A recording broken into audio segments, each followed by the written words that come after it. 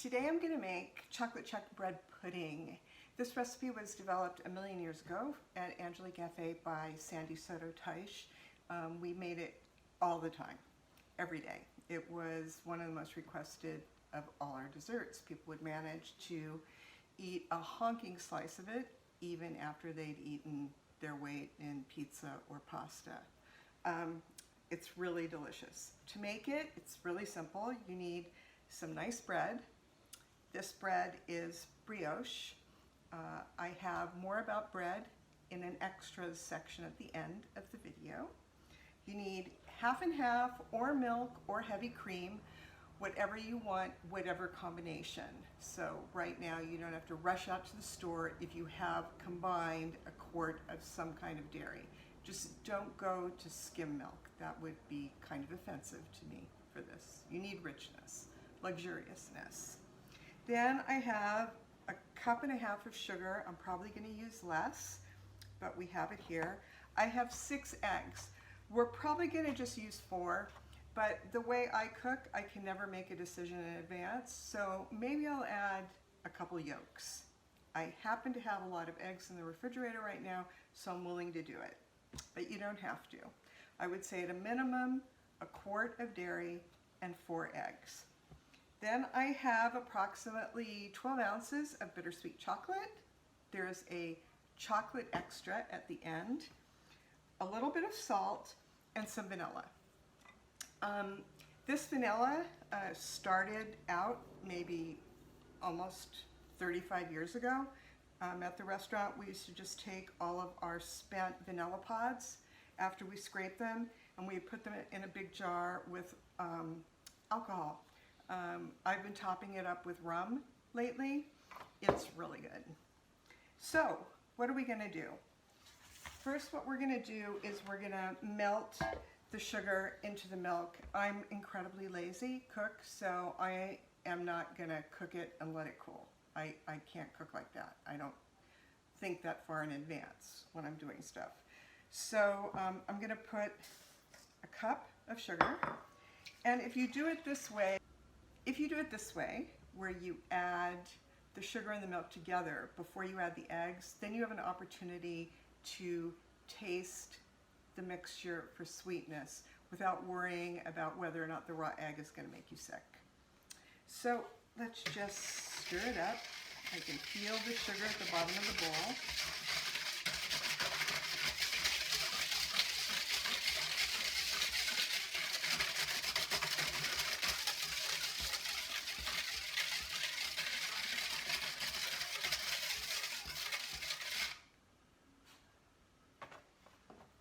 And you can just let this hang out for a little while to let the sugar dissolve in the milk, or if you want to be fancy, you can heat the sugar and the milk together until just the milk is scalding, which helps the sugar melt very quickly, and then let it cool.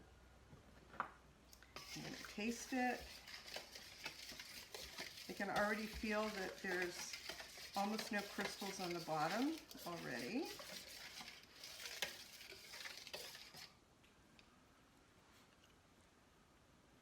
For me, that is plenty sweet, but I don't have a super sweet tooth, so I'll let you be the guide.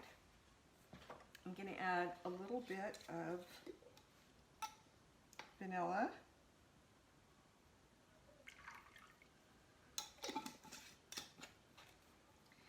And now I'm going to add the eggs.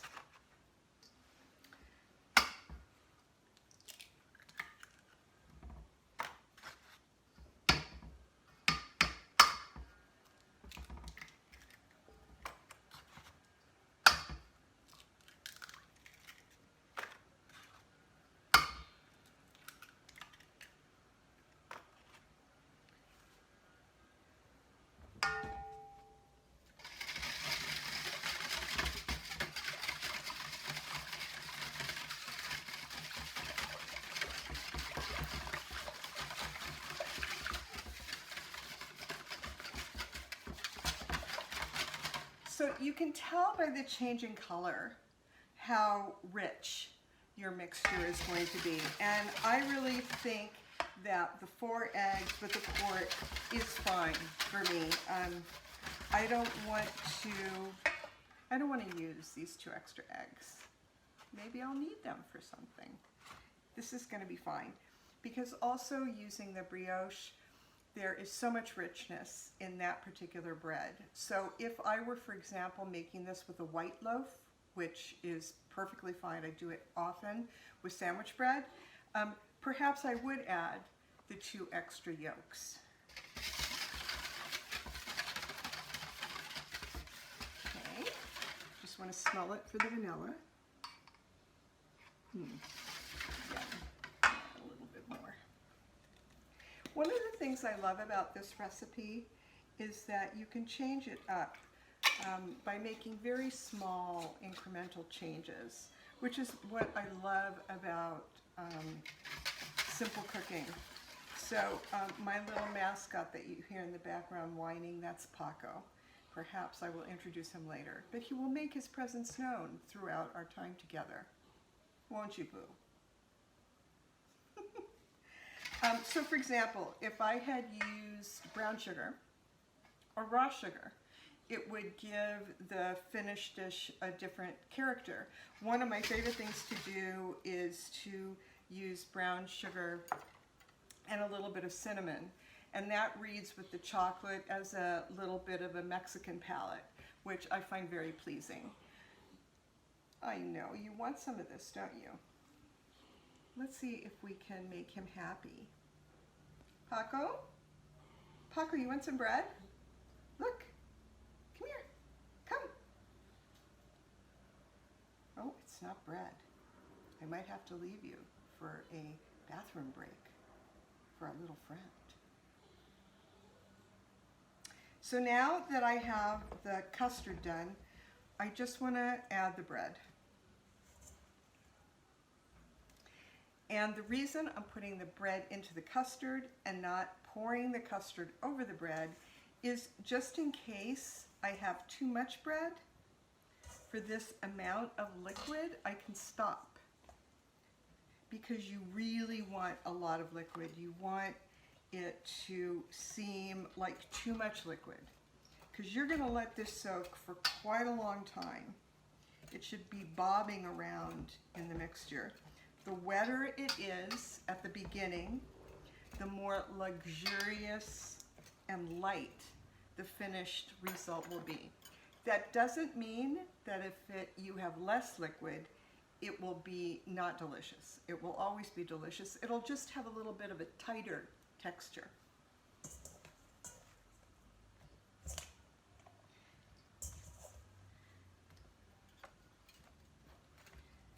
I'm going to use all the bread. And you know, sometimes, particularly when I make this in really big batches, if I felt that this is too much bread and I started to feel like I made a mistake by throwing it all in, I can just add a cup of milk and stir it up and it'll be fine.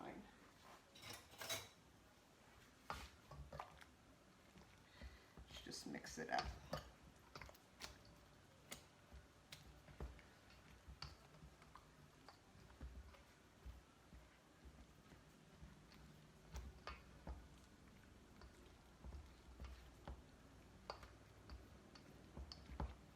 Oh, he found the piece of bread. Excellent. Okay, so this is not the primary soak. The primary soak is going to happen once you've layered it in your baking pan with the chocolate. But we just want it to get wet enough that we have a nice start for when we layer.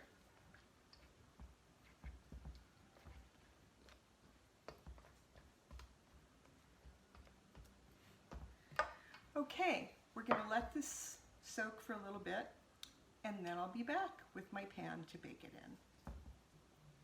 My mixture is still soaking, and I thought I'd show you an assortment of pans that you could use if you wanted. The smaller it is, the higher it will rise. You can also serve it in a lot of different ways. If you use a loaf pan, You can cut it into slices. I really love spooning it out while it's still really, really warm. I think it's more rustic and once again gives you that little bit of irregularity that I love. But you can use any of these. I have decided to use this nice terracotta pan. So I'll just put these in. I've buttered my pan, and I love to sugar my pans for baking over the butter. This would never call for flouring anyway, you just butter it and then put your mixture in, but I just think adding sugar ensures that you get a little bit of separation on the edge, makes it easier to serve, hopefully. And you're making something sweet anyway, so why wouldn't you want to use sugar? So I'm just going to throw a little bit in. Just going to do the same thing you would do when you flour it, which is just let it go around the edge. There we go. And it's such a little bit of sugar left, I'm just going to put it into my mixture.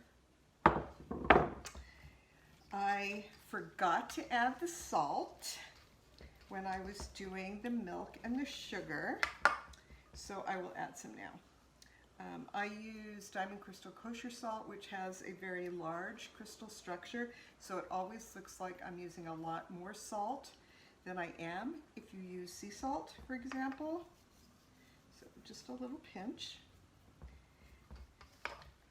Into everything sweet, there should be a little salt because it helps actually bring out the flavor of the sweetness, just like it does with every other food. Okay. That is really nice. Okay, so now we're going to start layering.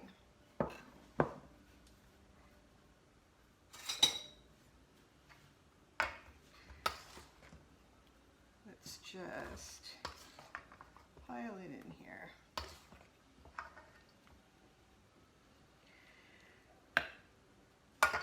Get a nice coverage of the bottom of the pan so you don't have any chocolate sitting there, maybe burning or sticking to the bottom of the pan.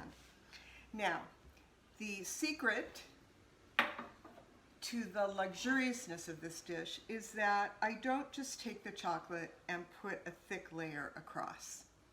I like there to be pools of chocolate. So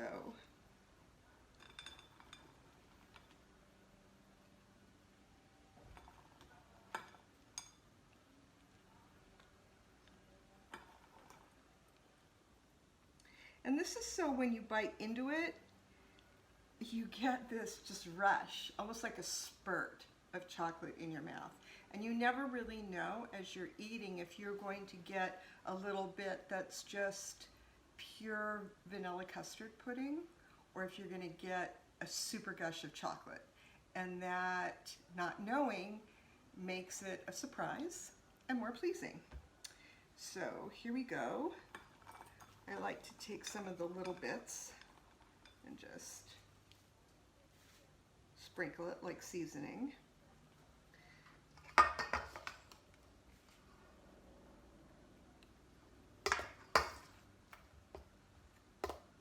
So this is going to souffle up and then it will fall. So I'm not too worried about really packing it in, but I might have some extra.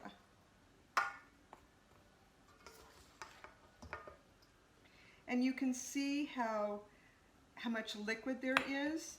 I'm going to cover this and put it in the fridge and bake it tomorrow.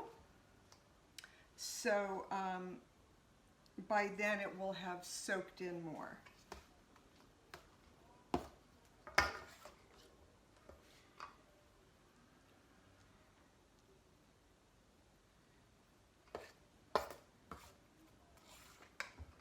Try and fill in these edges.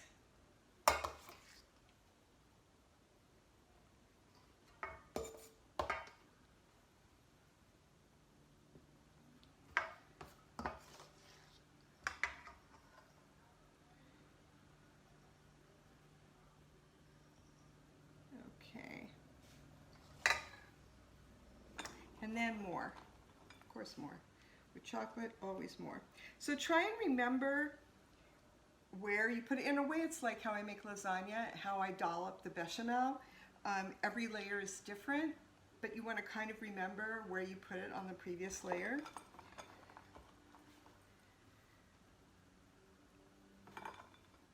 So you see, for this size dish, I didn't really need even 12 ounces of chocolate. But if you're using like a 9 by 13 dish, which is spread out more, you might use more chocolate. So much of cooking is volumetric, you know, dependent on the size and shape of your pan. Okay, so that's good. I like that amount of chocolate. And I'm just going to cover this with foil, put it in the fridge, and I will see you tomorrow.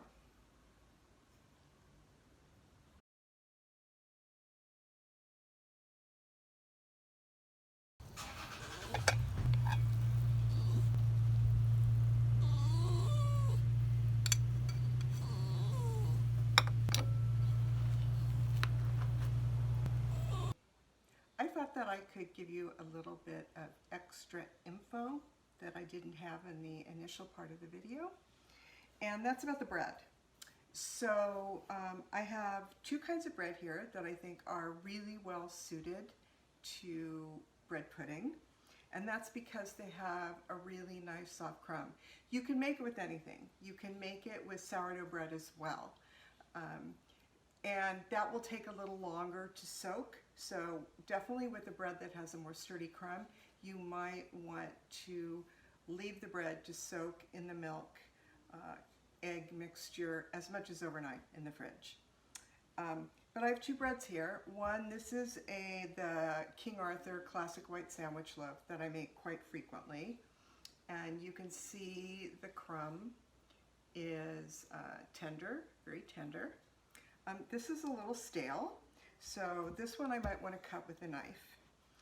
This is from my friend Kleiman, who co-owns Gourmandi's Cooking School in Santa Monica. She makes incredible bread, teaches people how to make incredible bread, and you can see I ate some of it already because it's so delicious. And it has a really beautiful crumb. Actually, she told me she made this with 20% spelt, which is amazing, because from the texture and the color, you would never know that. But this is also beautiful. Now, with a bread like this, that's more fresh, I would want to pull it apart. I really love irregularity rather than regularity. I think when you have irregular texture, it tends to make the finished result more interesting, because every bite is less the same. So what I would do for this bread is I would just cut it up into approximately 1-inch chunks. And I used to take the crust off. Now I don't bother, because I let it soak for so long that by the time I'm going to use it, it's really nice and soft. And once again, it adds to that little bit of texture irregularity. This doesn't have to be perfect. I tend to never be perfect. So that would be the size that you want, more or less. And then with this beautiful brioche bread, I would just pull it apart. Now she makes it really easy, because she sort of puts it in the loaf pan in these little discrete loaves. So I do tend to make the part that has the crust a little bit smaller than the interior crumb, but you're going to soak this for so long that it won't matter. If it makes you nervous to use what you think of as being the hard edge, then by all means cut it off. If you have a dog, they really love it.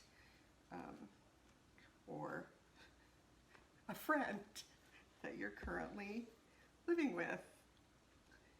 So I'm just going to pull this all apart, and I'm going to go ahead and use this bread in the finished bread pudding. I'm going to save the white bread for making some really good breadcrumbs. So I'm just going to push that over to the side for now.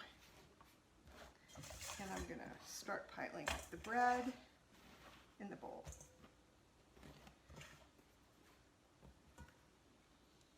So you can see, I'm not really taking a lot of care as to the size. Oh, it smells, this is so buttery and eggy. It smells so good. All right. So here you have it, and each just happened to be close to 1 pound. You can see that it really makes a lot of torn bread.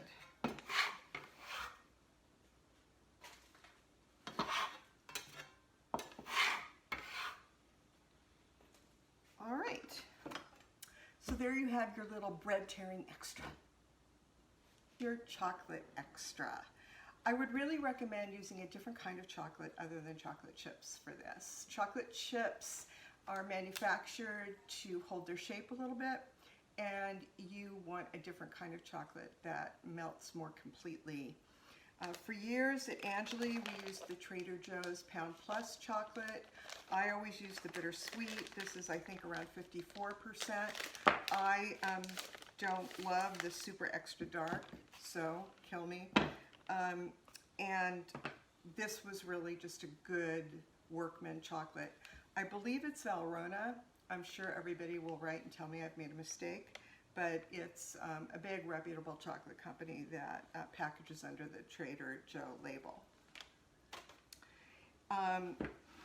That's if you happen to have this. I also have these, which are these wonderful discs that come like this. My friend Kleiman, who owns the Gourmandise Cooking School, uses this in her classes and sells them in the store, so I bought some. I really love this brand. It is Cordillera chocolate. It's from Colombia. This is a 65% chocolate, but really whatever you have. I've made this with chocolate bars that you can get at the store. Certainly at this time, with what we're all dealing with, sourcing chocolate isn't your most important issue. These, of course, will be ready to go. The Trader Joe's chocolate, because it comes in this giant chunk, you're going to want to cut. And it is a bit messy, and you hope you're not going to do it in the middle of a heat wave. But what I find to be the easiest way to do it is to use a big, nice and chunky chef's knife, and to start at an edge. And I just cut down.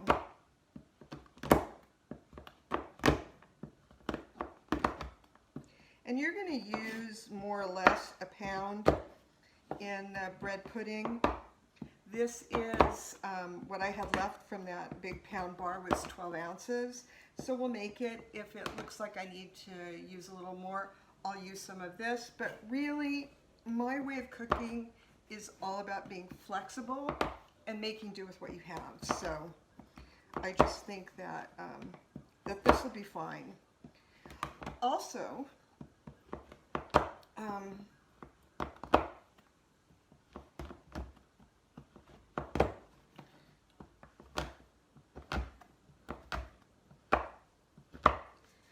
so you can see how irregular it is. As I've said before, I really prize irregularity in my prepped ingredients because I think it makes the finished product much more interesting most of the time. And you see I have little bits, I have bigger bits. Because this is scored, if I decide I want this smaller, all I have to do is break it up. But that's fine. Do this last little bit. And there we go with the chocolate.